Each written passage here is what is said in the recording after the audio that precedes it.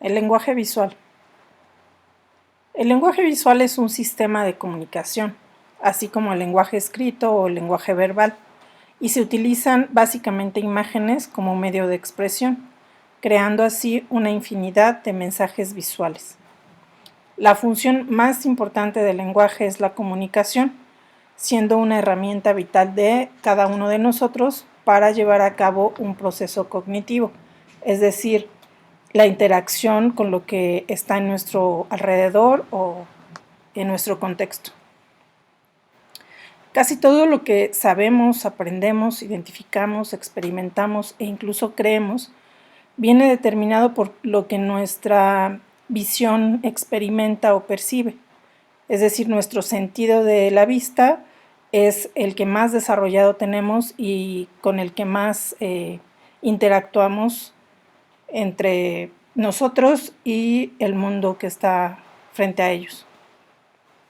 Es decir, el ver ha llegado a significar comprender y entender lo que hay a nuestro alrededor y lo que es captado por nuestra vista.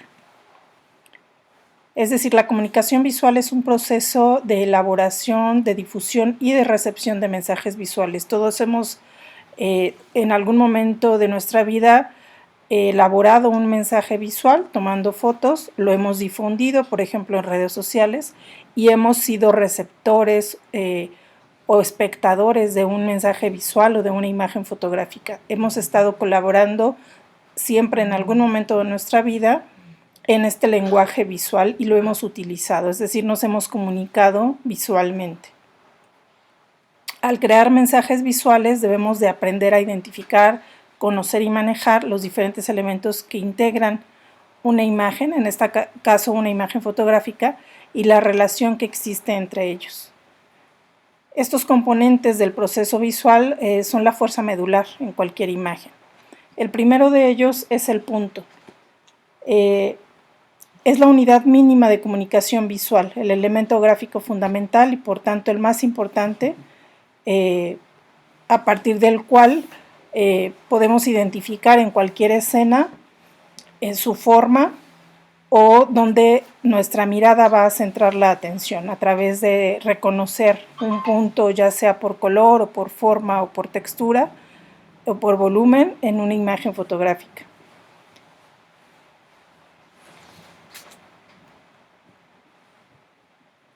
En fotografía también utilizamos el llamado punto de interés o centro de atención visual.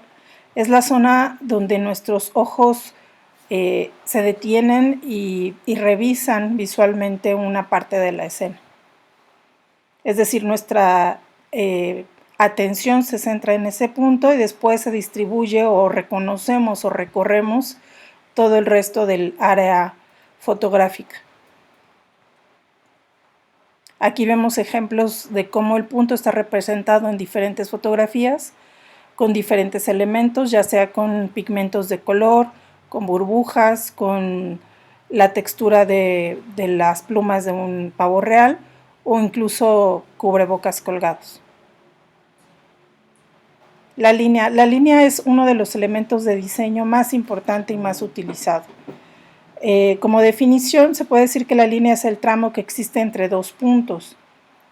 Pueden ser rectas, curvas, verticales, horizontales, diagonales, en zigzag, y estas implican movimiento, sugieren una dirección y una orientación, es decir, le dan también a nuestras imágenes una sensación de profundidad y de distancia, y guían nuestra mirada. Las cualidades de la línea. Las líneas que aparecen en cualquier escena fotográfica pueden tener diferente grosor, direccionalidad o forma. Las líneas verticales, por ejemplo, aportan profundidad y también enfatizan la verticalidad.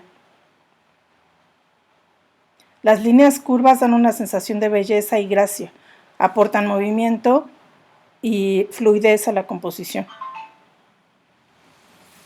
Las líneas diagonales también dirigen nuestra mirada hacia cierta zona de la escena. En este caso, pues son diferentes líneas en posiciones distintas que principalmente nos dirigen la mirada a cierta zona de la escena para apreciar su textura.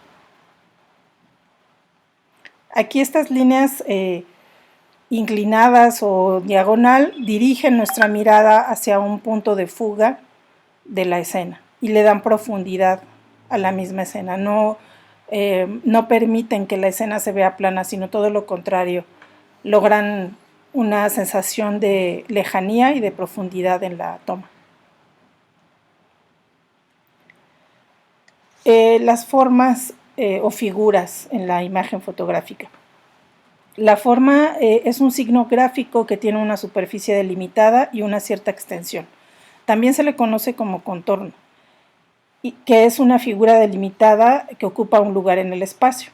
En este caso estamos viendo formas muy fácilmente reconocibles por nuestro cerebro, que es la figura humana, y que pues nuestro cerebro guarda diferentes formas reconocibles que ya hemos experimentado y que conocemos cómo son. Entonces tenemos una memoria visual y a ella recurrimos cuando identificamos las diferentes formas en una imagen fotográfica. Aquí también estamos reconociendo el cuerpo humano en diferentes planos y a diferentes distancias con respecto al fotógrafo o a dónde estaba posicionada la cámara cuando fue hecha la imagen fotográfica. Vemos que hay 5 figuras de personas, aparte está la forma circular reconocible del sol, la línea del horizonte, las nubes, las canastas que llevan las personas en su cabeza y bueno, aquí estamos reconociendo que cada una de esas personas estaba posicionada en una distancia diferente con respecto a la cámara, más cerca o más lejos. Otros ejemplos de formas obtenidas por medio del contraluz. También la forma puede tener color y textura o volumen.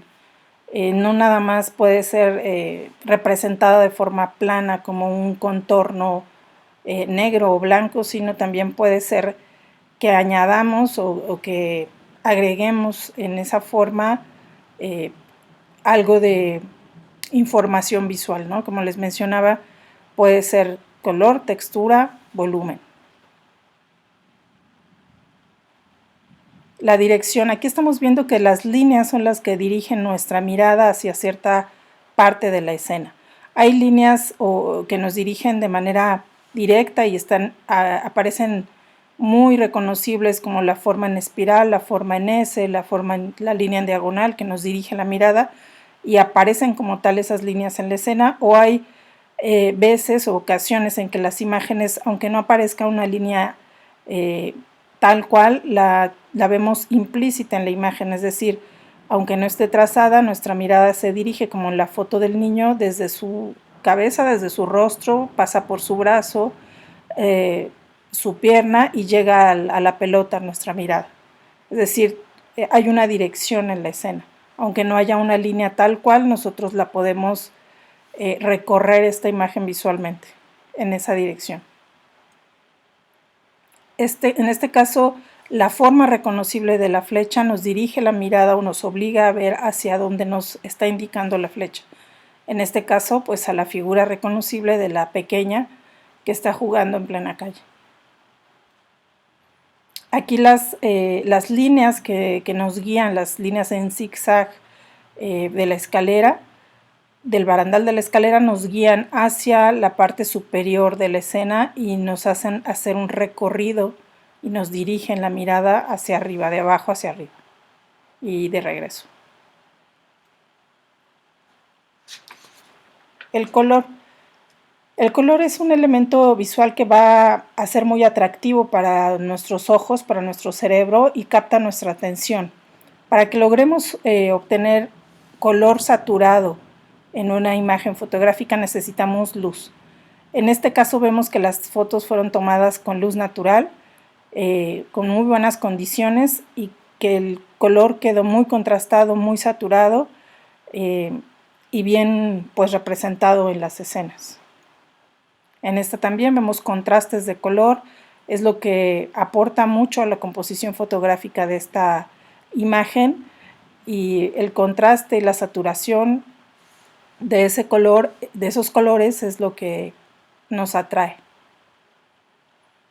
También en esta escena vemos que la luz natural es determinante para la saturación del color. Y los colores contrastantes u opuestos en el círculo cromático, en este caso el verde y el rojo, pues son colores vibrantes que unidos en una fotografía o empalmados en una imagen fotográfica logran que nuestra mirada se concentre y atraiga al espectador. En este caso los colores no son obtenidos a través de la luz natural o la luz del sol, sino a través de luz artificial, de motivos luminosos, de colores en movimiento. Entonces aquí vemos un contraste entre esos colores y el fondo oscuro o el fondo negro, que da más pues saturación a esas luces de color. Lo mismo sucede con esta foto, es luz artificial de colores, muy reconocible, es una serie navideña y también da cierta atmósfera a la imagen, ¿no? El color es una de sus cualidades, genera emociones, sensaciones y lo asociamos psicológicamente con diferentes estados de ánimo.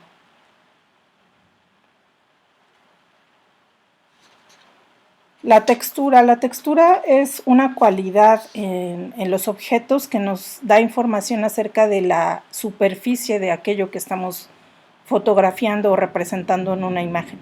Nos da información de sus cualidades táctiles y cómo podemos en fotografía resaltar la textura. Pues la podemos resaltar a través de la luz. ¿Cómo va a estar iluminado a esas superficies? Si utilizamos una luz dura y lateral o rasante, va a enfatizarse esa textura de lo que estamos fotografiando. Aquí estamos viendo también pues la mirada de una persona vista a través de una malla, de una tela que tiene bordado y que pues no nos permite verla tanto a detalle la superficie de la piel, pero lo que estamos viendo es el detalle de la superficie de la tela, del bordado hecho sobre esa malla.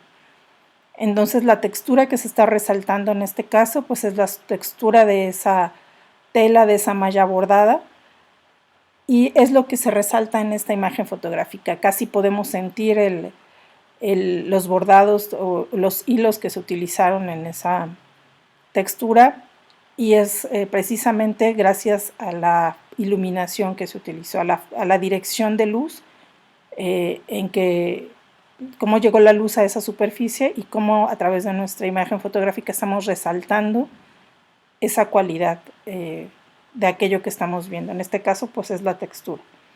Y bueno, tenemos que darnos cuenta que la luz es clave para fotografiar la textura, ya que es la que confiere tridimensionalidad a nuestro motivo. Aquí también estamos viendo cómo resalta la textura de ese tenis, de la olla que está atrás. Gracias a la luz dura podemos ver en las sombras cómo es una luz fuerte, luz natural, que recae sobre los objetos y resalta pues no nada más la textura, sino también el volumen y la forma. Aquí igual se resalta la textura y el volumen de la hoja. Vemos que la luz no cayó de manera frontal a la hoja, no estaba del lado del fotógrafo, sino casi frente a la cámara. La escala o yuxtaposición de planos en una imagen fotográfica nos permite hacer uniones o empalmes visuales que en este caso pues bueno, pueden ser chuscos o pueden ser de juego. Podemos hacer que las personas que están en diferentes planos o distancias con respecto a la cámara se relacionen o interactúen para lograr estos efectos en las imágenes, ya sea con personas o con dibujos, fotografías empalmadas en otros elementos, empalmadas visualmente, podemos obtener esta estrategia compositiva, ¿no? Podemos aprovechar la yuxtaposición o el traslape de planos y de elementos. Podemos lograr este juego visual. El movimiento en una imagen fotográfica lo podemos representar congelado o barrido. Ese movimiento puede ser que si sabemos que la niña estaba en el juego y el juego estaba en acción, no estaba estático, lo sabemos porque su cabello quedó congelado en el aire. Si la niña se hubiera hecho la foto con el juego todavía sin mover, antes de que accionara, pues su cabello no estaría de esa forma, ¿no? Entonces sabemos que se congeló el movimiento de ese juego mecánico y la fotografía nos da la oportunidad de tomar la fotografía con una velocidad rápida de disparo para congelar el movimiento o con una velocidad lenta, como la foto de abajo a la izquierda, donde se ven una fuente de luz en movimiento con una velocidad de disparo lenta, con la cual se pudo obtener ese recorrido de esa fuente de luz y que se registrara ese recorrido. Como lo vemos con, por ejemplo, en las aves, que está la golondrina dándole comer a sus polluelos, ahí las alas de la golondrina van más rápido que la toma hecha con la cámara, por lo tanto quedó barrido el aleteo. Sin embargo, se pudo captar el momento en el que llevaba de comer a sus polluelos. Igual esta foto se congeló el movimiento en el momento exacto donde iba haciendo el brinco el skater y esto es lo que da una sensación de movimiento a la toma fotográfica, ¿no? En este caso se congeló el movimiento. Este es otro efecto que se obtiene con la velocidad lenta de toma o una velocidad de obturación larga. En este caso, no menos de 10 segundos, ¿no? Para que nos dé tiempo de mover la luz artificial y dejar un lapso, una trayectoria luminosa que se registra con la cámara fotográfica.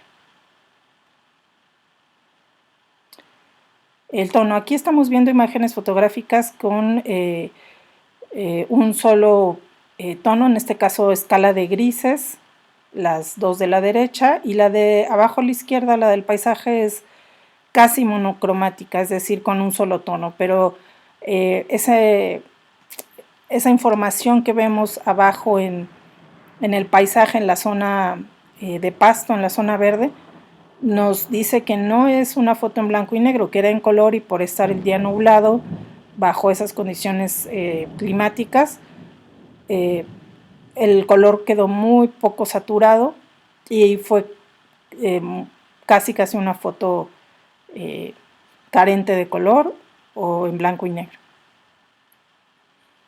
Hay fotografías que son de un solo tono, en tonos azules, como en este caso, la de la izquierda, en tonos grises o en tonos sepias incluso.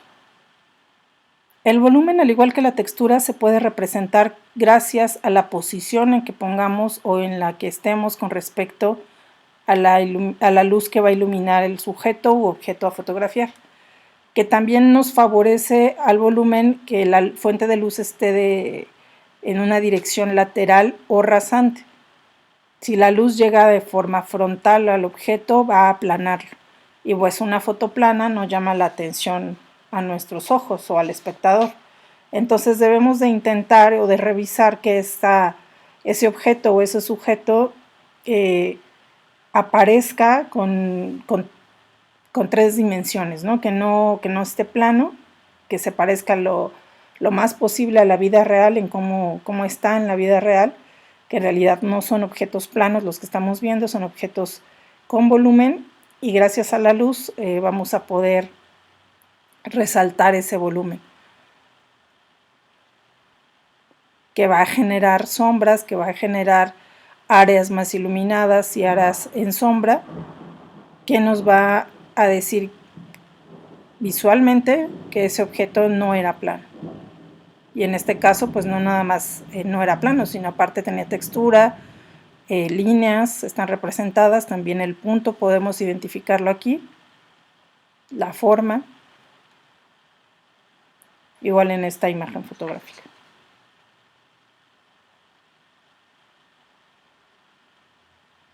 Entonces, bueno, al revisar los elementos del lenguaje visual, ya vamos a empezar a comprender para qué nos van a servir conocerlos y cómo los podemos identificar y representar a través de nuestras imágenes fotográficas. Eso nos va a servir para expresarnos y transmitir una infinidad de ideas a través del lenguaje visual.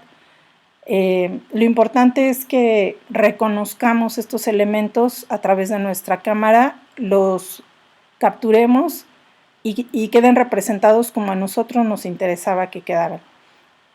Nosotros vamos a intentar a través de nuestra cámara empezar a entrenar nuestro ojo para que sea un ojo fotográfico y podamos ver el mundo de una manera diferente a la que ya lo veíamos habitualmente.